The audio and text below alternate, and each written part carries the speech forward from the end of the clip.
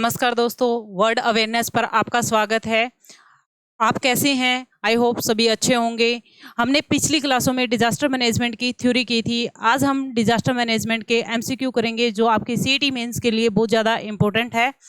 जिन बच्चों ने हमारी पहले की क्लास नहीं देखी है डिजास्टर मैनेजमेंट की थ्योरी की, पहले आप डिजास्टर मैनेजमेंट की थ्योरी की क्लासेस वर्ल्ड अवेयरनेस पर जाकर देख सकते हैं। अब बिना किसी देरी के हम एमसीक्यूज प्रैक्टिस करेंगे जो आपके सीईटी मेंस के लिए इम्पोर्टेंट है। फर्स्ट क्वेश्चन, डिजास्टर मैनेजमेंट के एमसीक्यूज करेंगे। पहला क्वेश्चन है, आपदा प्रबंधन का मुख्य उद्देश्य क्या है? आपदा प्रबंधन के उद्देश्य जानने से पहले हमें आपदा प्रबंधन का पता होना जरूरी है। आपदा हमारे लिए क्या होती है? एक प्रकार से क्या होती है? आपदा आना मतलब दो वर्ड से मिलकर बना था ये, डिज प्लस आस्टर से, जो क्या था? एक बुरा तारा। ठीक है, जो क्या करता है कि प्राकृतिक और मानव दोनों को क्या करता है, दोनों से हो सकता है, चाहे वो प्राकृतिक हो चाहे मानव निर्मित हो, जिससे समाज और पर्यावरण को पर क्या होगा? नेगेटिव इंपैक्ट होगा। सेकंड वर्ड आता है हमारे पास प्रबंध। प्रबंध मतलब किसी भी काम को करने से पहले हम क्या करते हैं? जो प्लान करते हैं, कौन कैसे कब क्या करेगा, उस चीज को हम क्या बोलते हैं? प्रबंध करना। अब बात आ रही है आपदा प्रबंध। आपदा प्रबंध का मतलब क्या हुआ कि आपदा आने से पहले, आपदा के समय और आपदा के बाद आपदा को हम किस प्रकार से क्या करते हैं? प्रबंध करते हैं। तो आपदा प्रबंध के हमसे क्या पूछा गया है? उद्देश्य पूछा गया है। आपदा प्रबंध के पहला ऑप्शन दे रखा है आपदा को रोकना, आपदाओं का पूर्व अनुमानित करना, उनका अनुमान लगाना, और थर्ड ऑप्शन दे रखा है कि आपदा के प्रभाव को कम करना, और फोर्थ ऑप्शन है आपदा से संबंधित बदलाव, कहता है कि बादल निकालना या बदलाव, सॉरी यहाँ बदलाव मिलेगा, ठीक है, बदलाव निकालना। तो इसका ऑप्शन कौन सा ऑप्शन करेक्ट हो सकता है? अगर हम बात करें आपदा के उद्देश्य की, तो हमारा मेन ऑब्जेक्टिव क्या होता है? आपदा के प्रभाव को कम करना, क्योंकि हमें आपदा का उद्देश्य ही क्या होता है? आपदा जो डिजास्टर आ रहा है उसके इफेक्ट्स को क्या करना? मिनिमाइज करना हमारा क्या होता है? ऑब्जेक्टिव होता है। अगर बात करें आपदा के, बहुत सारे उद्देश्य होते हैं। आपदा में हम क्या चाहते हैं कि ज्यादा कम से कम क्या हो? जन धन की क्या हो? लॉसेज हो। आपदा से हम चाहते हैं कि लोगों के मतलब जो कैपिटल है उनका नुकसान ना हो। आपदा के बहुत सारे ऑब्जेक्टिव होते हैं जो हमने पिछली क्लासेस में कंप्लीट किए थे। नेक्स्ट क्वेश्चन बात करें तो निम्नलिखित में से कौन सा एक प्राकृतिक आपदा है? बात कर रहे हैं हम नेचुरल डिजास्टर की। नेचुरल डिजास्टर कौन सा है? अगर बात करें साइबर हमला होना, भूकंप आना, और रासायनिक छिड़काव होना, और गैस का रिसाव होना, इनमें से कौन सा नेचुरल डिजास्टर है? नेचुरल की बात करें तो भूकंप, जिस पर क्या ना हो, हमारा कोई कंट्रोल ना हो, वो होती है प्राकृतिक आपदा। एक होती है बाकी सारे जो आएंगे वो किस में आएंगे? मानव निर्मित आपदा में आएंगे, क्योंकि साइबर हमला जो हमारे पास आजकल इलेक्ट्रॉनिकली सारा इंटरनेट के थ्रू जो काम हो रहा है, उसके कारण जो साइबर जो हमला होता है वो कौन करता है? लोगों के द्वारा किया जाता है, इसलिए ये क्या है? मानव निर्मित है।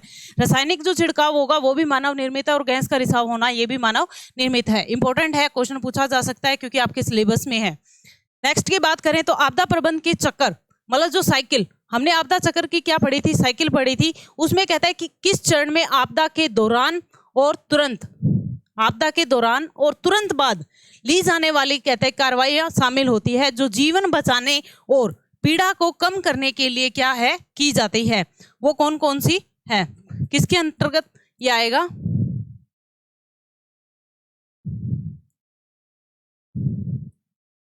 किसके अंतर्गत ये आएगा?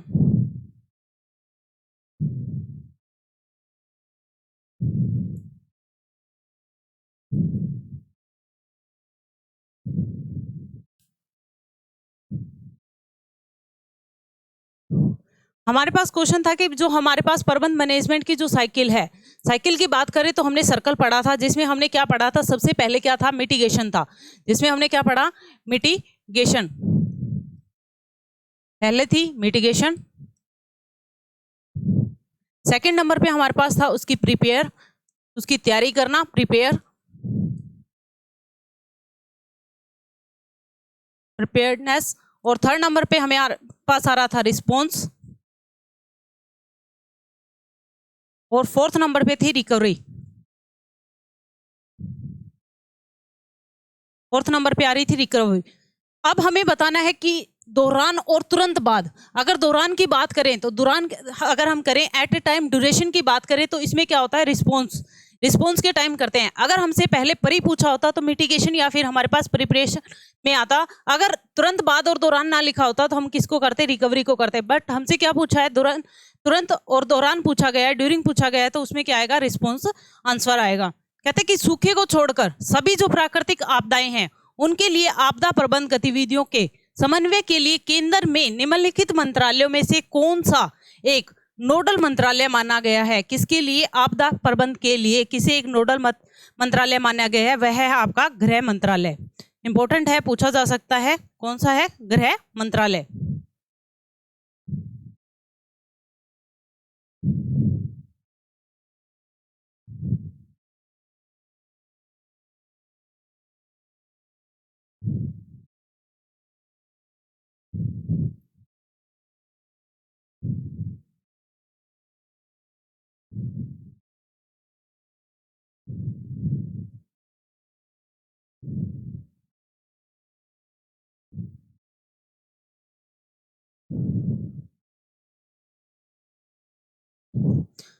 नेक्स्ट क्वेश्चन, अंतर्राष्ट्रीय आपदा कहता है कि प्रतिक्रिया प्रयासों के समन्वित करने के लिए कौन सा संगठन सबसे ज्यादा महत्वपूर्ण है।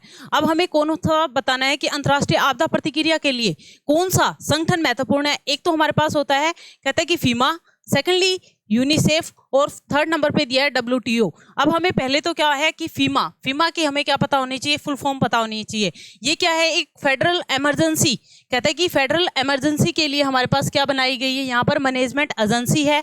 सेकेंडली अगर हम बात करें यूनिसेफ क्या है हमारे लिए, यूनाइटेड नेशन इंटरनेशनल, कहते हैं चिल्ड्रन इमरजेंसी, एक प्रकार की एजेंसी दी गई है। कहता है कि जो हमारे पास यूनिसेफ आएगा उनकी सेफ के लिए बनाया गया है। और क्वेश्चन के अकॉर्डिंग देखो क्या बताता है कि अंतर्राष्ट्रीय आपदा प्रतिक्रिया प्रयासों को समन्वित करने के लिए कौन सा संगठन सबसे ज्यादा महत्वपूर्ण है, वो कौन सा है, यूनिसेफ है। यूनिसेफ हमारे लिए कब आया था, वर्ल्ड वार जो हमारे पास जो सेकेंड हुआ था, वर्ल्ड वार जो सेकेंड है उसमें, उसके बाद आया था वर्ल्ड वार सेकेंड, और ये 1946 में आया था, 1946 में आया था। नेक्स्ट क्वेश्चन देखो, कहता है कि निम्नलिखित में से कौन सा आपातकालीन प्रबंध का चरण नहीं है। अब बात वही फिर आ रही है, जो इसके स्टेप दिए गए थे हमारे पास वो सबसे ज्यादा इंपॉर्टेंट है। स्टेप में हमने अभी पढ़ा था, मिटिगेशन पढ़ा था, सेकेंडली हमने प्रिपेयर पढ़ा था, फिर रिस्पॉन्स, और फिर हमने क्या पढ़ी थी, रिकवरी। इनमें से कौन सा स्टेप नहीं है, संसाधन, न्यूनीकरण, प्रतिक्रिया और पुनर्प्राप्ति, इनमें से कौन सा नहीं है, संसाधन नहीं है। क्योंकि हमने पढ़ा था कि कम करना मिटिगेशन आता है, प्रतिक्रिया रिस्पॉन्स करना, और पुनर्प्राप्ति रिकवरी करना इसमें शामिल है।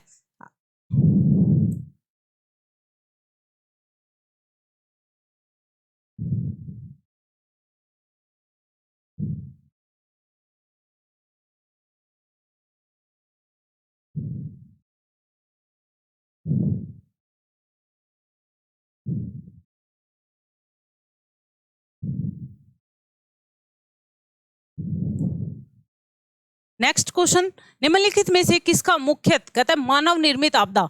आपके सिलेबस में स्पेशल मेंशन है कि कितने टाइप्स की होती है आपदा, कितने प्रकार की है, 2 प्रकार की है, एक नेचुरल है और एक मानव निर्मित है।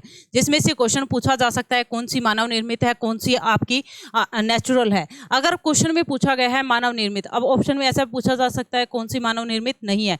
तो क्वेश्चन देखो क्या कह रहा है, निम्नलिखित में से किसको मानव निर्मित आपदा कहा गया है। मानव निर्मित कौन सी है हमारे पास, आग, कहता है भूसंकलन, सूखा और अपरदन। आग ऐसी है जो मानव निर्मित है, बाकी सारी क्या आएंगे, नेचुरल में आती है।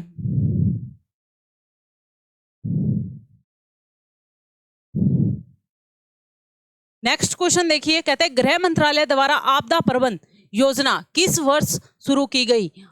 गृह मंत्रालय की बात हो रही है, गृह मंत्रालय के द्वारा आपदा योजना, कहता है आपदा प्रबंध योजना किस वर्ष शुरू की गई थी, कब की गई थी, 2016 में की गई थी। अगर 2005 की बात करें तो हमारे पास नेशनल डिजास्टर मैनेजमेंट अथॉरिटी आई थी, जो एक्ट में आया था 2005 में, और इम्प्लीमेंटेशन हुआ था उसका 27 सितंबर 2006 को उसको अप्लाई किया गया था। क्वेश्चन में हमें गृह मंत्रालय के अकॉर्डिंग आपदा नियोजन प्रबंध योजना पूछा गया है, जो इंपॉर्टेंट आपके लिए कब आई है, 2016 में आई है। करंट का क्वेश्चन है, अभी पीछे थोड़ा सा टाइम का तो आ भी सकता है, तो ध्यान दीजिए, इंपॉर्टेंट आप लोगों के लिए। कहते हैं कि अकाल के दौरान निम्नलिखित में से कौन सबसे अधिक प्रभावित होता है, सबसे ज्यादा प्रभावित होने वाला। अगर अकाल आया है तो अकाल से सबसे ज्यादा प्रभावित कौन होता है, बैंक श्रमिक होते हैं, डॉक्टर व्यापारिक या फिर श्रमिक, कौन सबसे ज्यादा क्या होता है प्रभावित होता है, वो है श्रमिक। श्रमिक पर सबसे ज्यादा क्या होता है इफेक्ट आता है। जब भारी वर्षा के कारण नदियों का जल अपने तटबंध को तोड़कर बहुत बड़े क्षेत्र में फैल जाता है और उसे क्या कहा जाता है, उसे हम क्या कहते हैं बाढ़। बाढ़ ऐसी होती है जो कहते हैं कि अपने जो तटबंध होते हैं, नहरें टूट जाना, हमने सुना होगा, समुद्र, तो उन चीजों का जो पानी है एक्स्ट्रा बढ़ जाता है, तो अब क्या आती है बाढ़ आती है।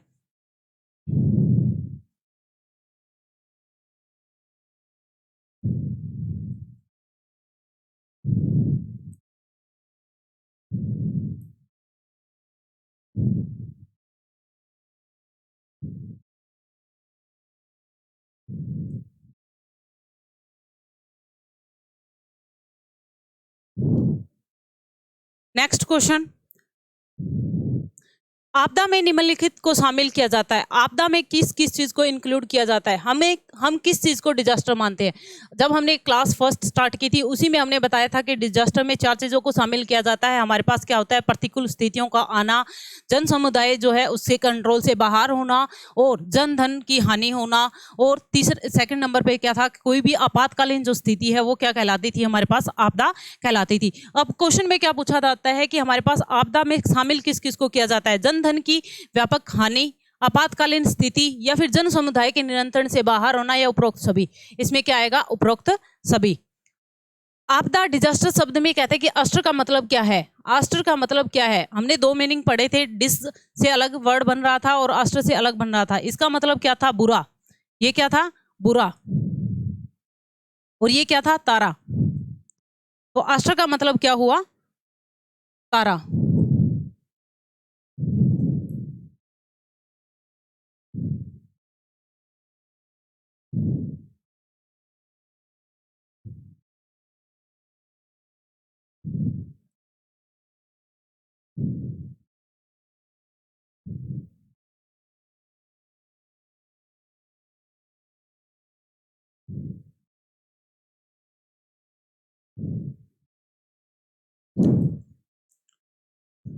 नेक्स्ट क्वेश्चन है, DDMA की फुल फॉर्म क्या है। हमने नेशनल अथॉरिटीज, स्टेट लेवल की अथॉरिटी, और हमने क्या पढ़ा था, डिस्ट्रिक्ट लेवल की अथॉरिटी पढ़ा था। 3 प्रकार के हमारे पास क्या दिया गया था, फ्रेमवर्क दिया गया था, जिसमें एक नेशनल लेवल पर डिजास्टर मैनेजमेंट अथॉरिटी थी, एक स्टेट लेवल पर हमारे पास क्या थी, अथॉरिटी दी गई थी, और 3rd नंबर पर हमारे पास क्या थी, डिजास्टर मैनेजमेंट अथॉरिटी दी गई थी। अगर बात करें DDM की फुल फॉर्म क्या होगी, distance disaster management authority, district disaster management authority, debate disaster management authority, या फिर ऑल ऑफ दी अबव। कौन सा आएगा, डिजास्टर आएगा कौन सा, डिस्ट्रिक्ट लेवल का जो डिजास्टर है। इसमें कितने मेंबर्स का होना जरूरी था, हमने मेंबर्स पढ़े थे कि इसमें कितने मेंबर होते हैं। नेशनल लेवल की बात करें, हमने नेशनल लेवल में कितने मेंबर्स बताए थे, टोटल 6 मेंबर्स, जिसमें से एक क्या था, चेयरपर्सन, और बाकी 5 क्या बताए थे, मेंबर्स होना जरूरी है। इससे ज्यादा मैक्सिमम मेंबर्स होते हैं 6। अगर बात करें स्टेट लेवल की, स्टेट लेवल में हमारे पास कितने मेंबर्स थे, 9, जिसमें से एक चेयरपर्सन था और 8 मेंबर्स थे। इसमें बात करें तो एक चेयरपर्सन और 8 क्या थे, मेंबर थे। अगर डिस्ट्रिक्ट लेवल की बात करें तो डिस्ट्रिक्ट लेवल में हमारे पास टोटल कितने मेंबर बताए गए थे, 7 टोटल इंक्लूड करके बताए गए थे। ये कितने थे, मैक्सिमम कितने मेंबर्स हो सकते हैं, 7 मेंबर्स हो सकते हैं। नेक्स्ट क्वेश्चन देखो, कहते हैं कि हमारे पास सेकंड लेवल, कहते हैं इंटरनेशनल डिजास्टर मैनेजमेंट स्ट्रेटजी कब आई थी। इंटरनेशनल लेवल स्ट्रेटजी हमने पढ़ी थी, हमारे पास करंटली जो चल रही है वो सेंडाई फ्रेमवर्क चल रहा था, हमने पढ़ा था। कितनी थी, वो 4 थी। सबसे पहले हमारे पास कौन सी थी, आई थी IDNDR आई थी, और सेकेंडली कौन सी आई थी, योकोहामा आया था। 3rd नंबर पे ह्यूगो आई थी, और 4th नंबर पे हमारे पास अभी जो करंट में चल रही है 2015 से लेकर 2030, वो कौन सी है, हमारे पास सेंडाई फ्रेमवर्क है।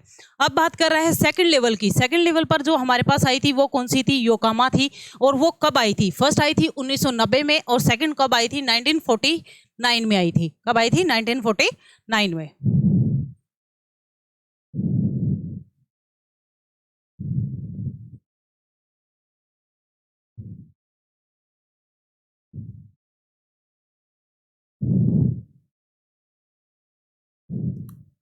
नेक्स्ट क्वेश्चन, जो कोविड-19 आया था, आपदा जो थी, किस प्रकार की आपदा है? कोविड-19 की बात करें तो किस प्रकार की आपदा है? जलीय आपदा, भौमिक आपदा, जैविक आपदा या वायुमंडलीय आपदा? अगर जलीय की बात करें तो जल से रिलेटेड, जलीय जल से रिलेटेड, तो भौमिक की बात करें तो भूमि से रिलेटेड, वायुमंडलीय की बात करें तो वायु से रिलेटेड, अगर हम जैविक की बात करें तो किसी वायरस से रिलेटेड। अब कोविड क्या था?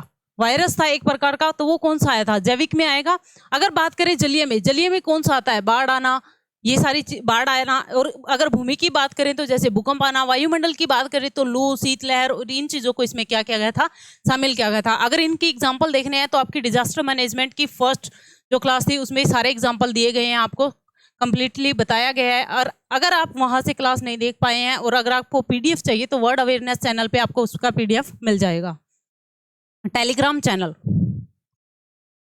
नेक्स्ट क्वेश्चन देखिए, नेशनल डिजास्टर मैनेजमेंट इंस्टीट्यूट की बात करें तो कहां स्थापित है? हमने पढ़ा था हमारी क्लास में।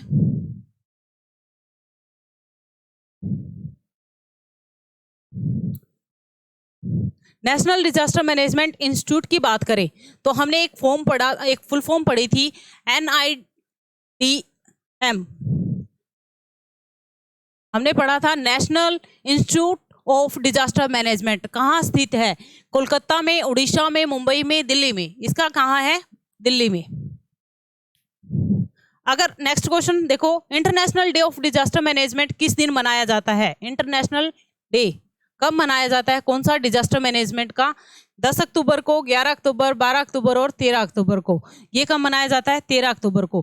क्वेश्चन माइंड में आ रहा है कि 13 अक्टूबर को मनाया जाता है। 13 अक्टूबर को हम कौन सा मनाते हैं? इंटरनेशनल डे मनाते हैं डिजास्टर मैनेजमेंट को। पर इसकी शुरुआत कब हुई थी? शुरुआत हुई थी इसकी हमारे पास 1989 में। पहली बार 1989 में क्या मनाया जाने लगा था? इंटरनेशनल डे मनाया जाने लगा था डिजास्टर मैनेजमेंट का।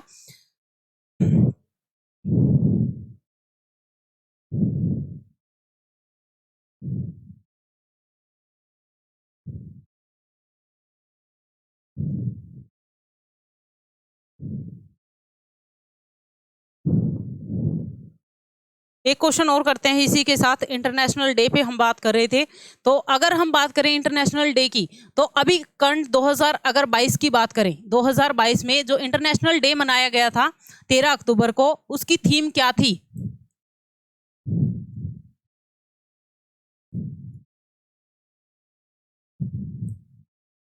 2022 में 13 अक्टूबर को इंटरनेशनल डे मनाया गया था डिजास्टर मैनेजमेंट का। उसकी थीम थी टारगेट जी।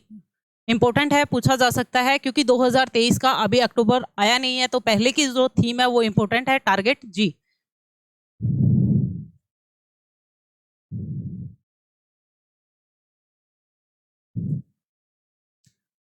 नेक्स्ट क्वेश्चन कहते हैं कि हमारे पास वैश्विक तापमान, ग्लोबल वार्मिंग क्या है? अगर हम बात करें, इसको हम ग्लोबल वार्मिंग भी बोल देते हैं या फिर वैश्विक तापमान भी बोल देते हैं, वो क्या है? कहता है कि हिंद महासागर के औसत तापमान में वृद्धि। कहता है पृथ्वी के वायुमंडल के औसत तापमान में कमी नहीं है, ये यहाँ वृद्धि है।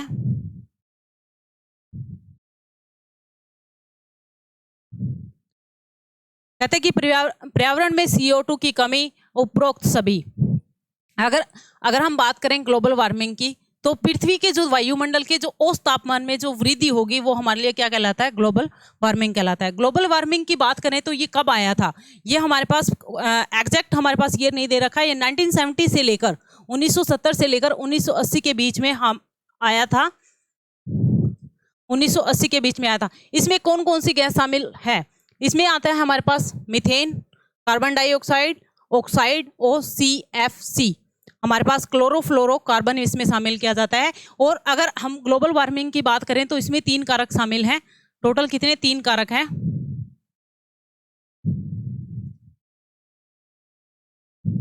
इसमें टोटल 3 कारक हैं। इसमें 3 कारक हैं। कौन कौन से 3 कारक इसमें शामिल किया गया है? ग्रीन हाउस गैस, और कहता है कि जो हमारे पास सूर्य से पृथ्वी पर विकिरणें आ रही हैं वो, और जो वातावरण में कहता है कि परिपक्वता आदि को इसमें शामिल किया गया है ग्लोबल वार्मिंग में।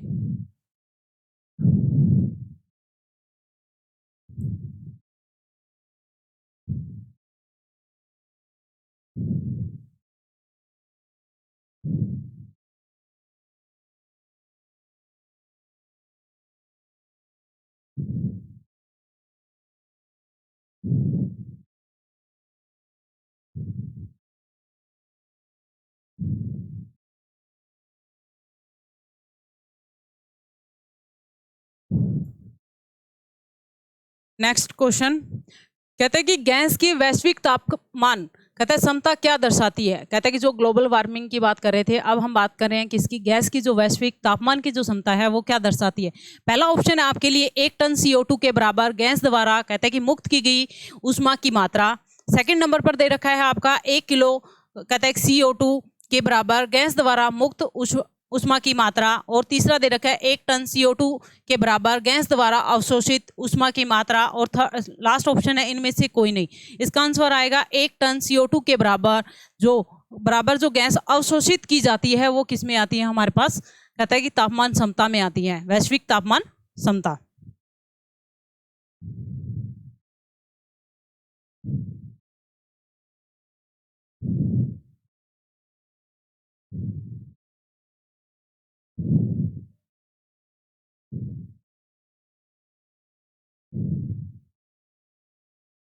नेक्स्ट क्वेश्चन है, आपको दे रखा है 2 लिस्ट दे रखी है, लिस्ट 1 और लिस्ट 2।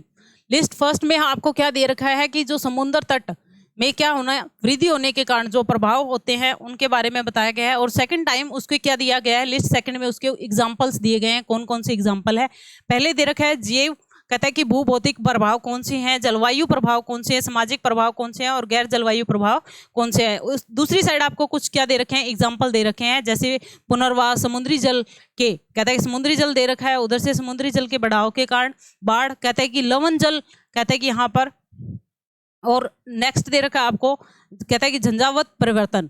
इनमें से आपको क्या करना है, इनको मैचिंग करनी है। अगर हमें मैच द कॉलम क्वेश्चन आता है तो हमें कटिंग कंसेप्ट को लगाना सबसे ज़्यादा क्या है, जरूरी है। कटिंग कंसेप्ट से क्या होता है कि अगर हमें एक पॉइंट आता है तो हम ऑप्शन को क्या कर सकते हैं, एलिमिनेट कर सकते हैं।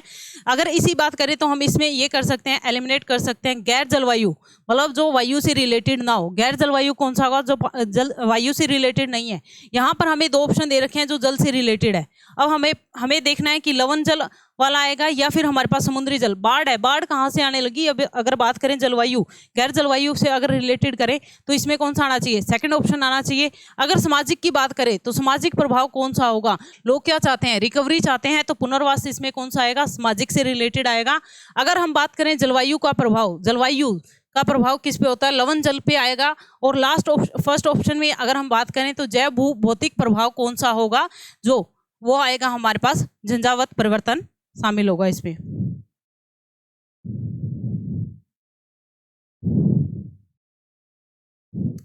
नेक्स्ट क्वेश्चन आपको दे रखा है UNFCCC का तात्पर्य क्या है। UNFCCC का तात्पर्य क्या है, इसकी फुल फॉर्म क्या है UNFCCC की, यूनाइटेड नेशनल फ्रेमवर्क कंट्रोल और कहता है कि ऑन कहता है हमारे पास दे रखा है क्लाइमेट चेंज। नेक्स्ट दे रखा है यूनाइटेड कहता है कि नेशन फ्रेमवर्क कहता है कि कन्वेंशन ऑन क्लाइमेट चेंज। कहता है कि यूनाइटेड नेशन फ्रेमवर्क कहता है कम्युनिकेशन कहता है कि ऑन कहता है क्लाइमेट चेंज। इनमें से कोई नहीं। यहाँ पर क्या आएगा आपके पास, यूनाइटेड नेशन फ्रेमवर्क कहता है कि यहाँ पर कन्वेंशन आएगा ऑन कहता है किस पर, क्लाइमेट चेंज। क्लाइमेट चेंज से रिलेटेड ये क्वेश्चन दे रखा है, इंपॉर्टेंट है क्योंकि आपके सिलेबस में टॉपिक दे रखा है क्लाइमेट चेंज। नेक्स्ट क्वेश्चन देखो, फिल इन द ब्लैंक्स दे रखा है। कहता है ग्रीन हाउस गैस है जो वायुमंडल में सबसे अधिक मात्रा में पाई जाती है। ग्रीन हाउस गैस में वायुमंडल में सबसे ज्यादा पाई जाने वाली मात्रा किसकी मात्रा है, सबसे ज्यादा CO2 की है, कार्बन डाइऑक्साइड है। अप्रोक्सीमेट 90% से ज्यादा किसमें क्या पाई जाती है, कार्बन डाइऑक्साइड पाई जाती है।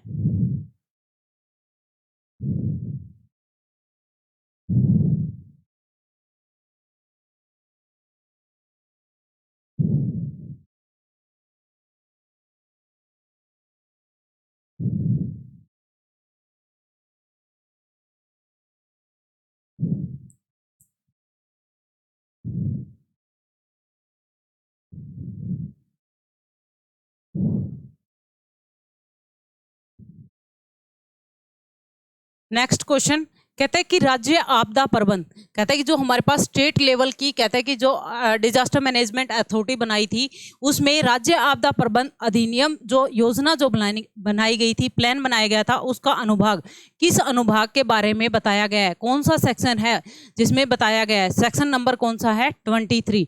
सेक्शन 23 में बताया गया है इसके प्लान्स के बारे में। नेक्स्ट क्वेश्चन देखते हैं। आपदा प्रबंध कहता है ज्ञान सह प्रदर्शन केंद्र कहते हैं सृजन, जिसका नाम को हम बोलेंगे क्या बोलेंगे, जिसको हम बोलेंगे सृजन।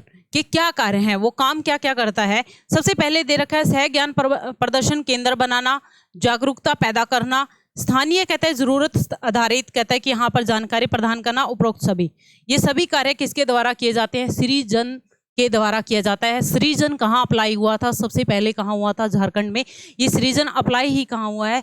झारखंड में अप्लाई हुआ है।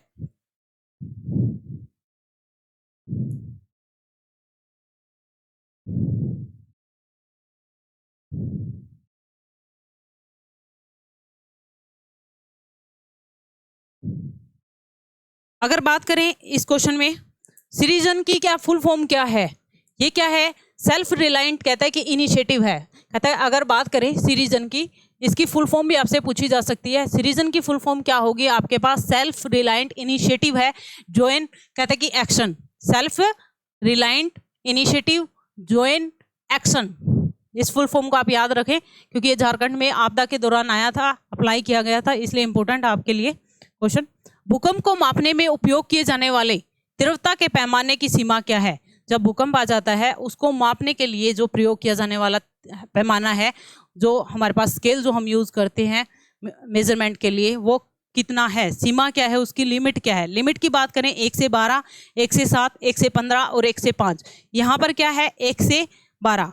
इसमें किसको इंक्लूड किया गया है? 1 से 12 को। याद करने वाला क्वेश्चन है, समझाने वाले इसमें कोई बात नहीं थी, इसलिए इसको याद कर लीजिएगा।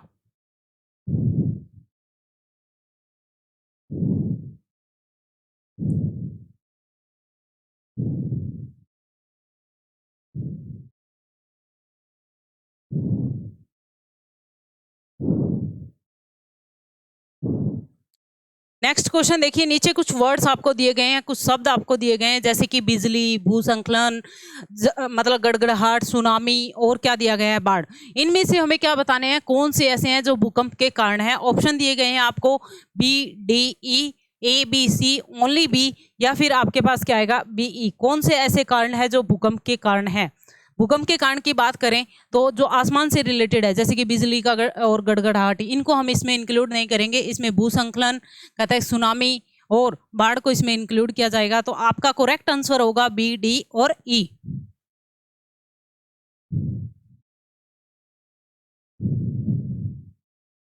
नेक्स्ट क्वेश्चन है, आपदा से संबंधित तैयारियों के लिए जो चरण दिए गए हैं, मोस्ट इंपोर्टेंट है, बहुत सारे क्वेश्चन इससे पूछा गया है। जो साइकिल दी गई है आपको पास डिजास्टर मैनेजमेंट की, कहता है कि कहता है गैर सरकारी संगठन, एनजीओ, आपके टॉपिक में दे रखा था एनजीओ के रोल क्या है, कि क्या भूमिका है, क्या वो काम करता है, क्या उसका रोल है। जन जागरूकता और शिक्षा, प्रवणता और जोखिम मूल्यांकन करना, कहता है कि प्रशिक्षण और अभ्यास करना, और उपरोक्त सभी। हमने कल ही की वीडियो में पढ़ा था कि एनजीओ क्या क्या काम करता है, एनजीओ के हमने काम बताए थे आप लोगों को। इसमें से अगर हमें तीनों ऑप्शन दे रखे हैं तो हम बात करेंगे ये तीनों के तीनों ऑप्शन इसमें क्या किए जाएंगे? इंक्लूड किए जाएंगे। जिन्होंने कल की वीडियो नहीं देखी थी आप जाकर दोबारा देख लीजिए। इसमें एनजीओ के रोल, सीबीओ के रोल और मीडिया के रोल दिए गए हैं, जो आपके सब्जेक्ट का सिलेबस का इंपॉर्टेंट पार्ट है। आपदा के जोखिम का स्तर किसके द्वारा निर्धारित किया जाता है? अगर जो आपदा डिजास्टर आता है उसमें जो रिस्क होता है उसके लेवल को कहता है कि अगर कितने लेवल का है तो किसके द्वारा निर्धारित करता है? हमें बताता है कि खतरे की प्रकृति कैसी है, संसाधन का विनाश और नष्ट हुए तत्वों का आर्थिक मूल्य क्या है। उपरोक्त सभी इसका आंसर आएगा, क्योंकि हमें तभी पता लगता है कि जब हम देखते हैं कि हमारे पास जो डिजास्टर आया था उसमें कितना रिस्क था, कितना खतरा था, हमारे कितने साधनों की लॉसेस हुई, कितने लोगों की जान गई, उसी से हमें पता लगता है कि ये डिजास्टर था वो हमारे लिए कितना रिस्की था। तो ये सभी इसमें क्या किए जाएंगे? इंक्लूड किए जाएंगे।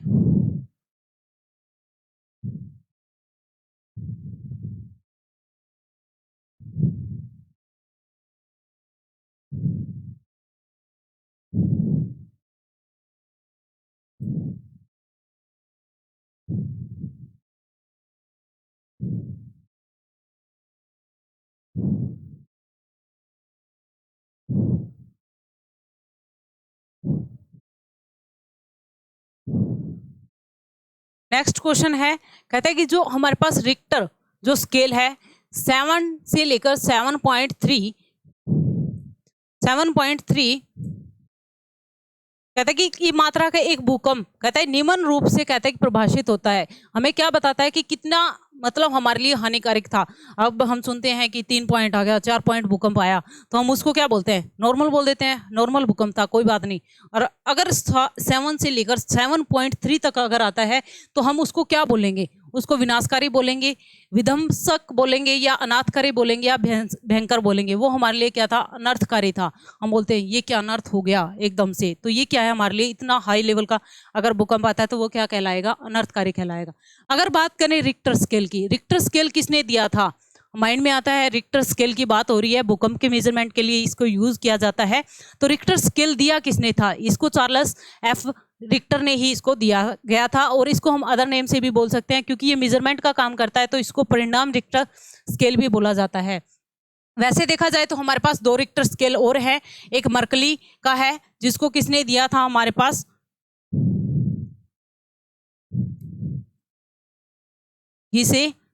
गिसेस ने दिया था, जिसको गिसेस मर्करी ने दिया था। और एक हमारे पास था सीसो, कहता है सीसोम, कहता है सीसोमग्राफ, कहता है सीसोमग्राफ स्केल था, जिसको बात करें तो जो द्रव्यमान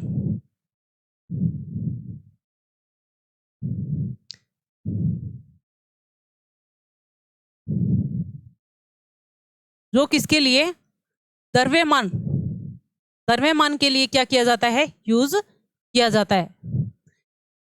सीसोमग्राफ को किसके लिए यूज किया जाता है, द्रव्यमान के लिए यूज किया जाता है।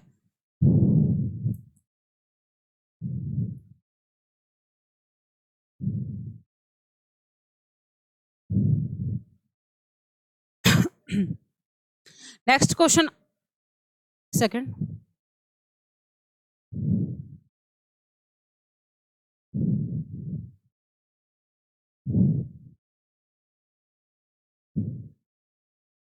नेक्स्ट क्वेश्चन दे रखा है, कहता है कि full form of CBO, CBO की फुल फॉर्म क्या है इन डिजास्टर मैनेजमेंट। अगर डिजास्टर मैनेजमेंट में सीबीओ की फुल फॉर्म की बात करें तो central board organisation, community based organisation, city based organisation और कंट्रोल बेस्ड ऑर्गेनाइजेशन। हमने कल वाली वीडियो में पढ़ा था सीबीओ के बारे में। कम्युनिटी बेस्ड ऑर्गेनाइजेशन होती है जो कुछ लोग मिलकर अपना क्या बनाते हैं, ग्रुप बनाते हैं, और डिजास्टर जब आने से पहले क्या करते हैं, उसको मैनेज करने के लिए कुछ स्ट्रेटेजी बनाते हैं, जिसको हमने सीबीओ बोला था।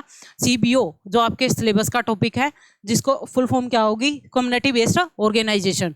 ठीक है, थैंक यू। आपके लिए बहुत सारे इंपॉर्टेंट क्वेश्चन हम ऐसे ही लाते रहेंगे। प्लीज लाइक, शेयर, सब्सक्राइब करें। Thank you.